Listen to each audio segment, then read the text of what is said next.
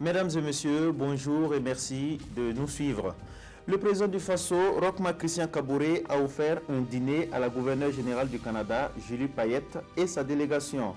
C'était hier soir au palais de Kosiam.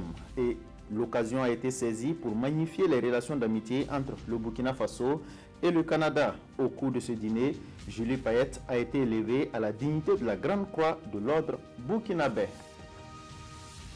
En marge de la rencontre internationale sur l'élimination des mutilations génitales féminines tenue à Ouagadougou, le comité interafricain sur les pratiques traditionnelles affectant la santé des femmes et des enfants a organisé une réunion de son comité hier 24 octobre. Pour les participants, il s'est agi de faire le point des activités menées entre 2016 et 2017, toute chose qui va permettre au comité de tirer des enseignements sur les actions menées afin de se projeter vers l'avenir.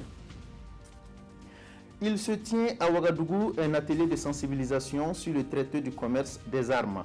Objectif, faire connaître aux acteurs intervenant dans la problématique des armes les dispositions du traité et leur domaine d'intervention pour une mise en œuvre efficiente du traité. Débuté le 24 octobre dernier, cet atelier s'achèvera demain.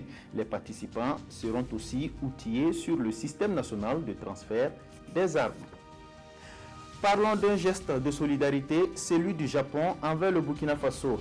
La Brigade nationale des sapeurs-pompiers a reçu un don du Japon.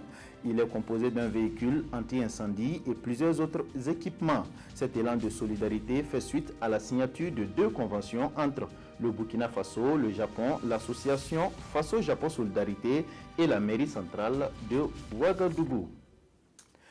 Dono, c'est le nom d'une méthode japonaise d'aménagement des pistes utilisant les matériaux locaux et réalisée par les populations rurales.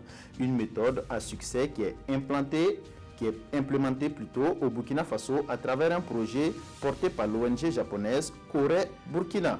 Elle a déjà réalisé des aménagements de pistes rurales dans 7 localités du Burkina, dans les provinces du Houé et de la Comoé. Après 3 ans de mise en œuvre, l'ONG a initié un atelier pour partager les résultats de ce projet avec le ministère des Infrastructures.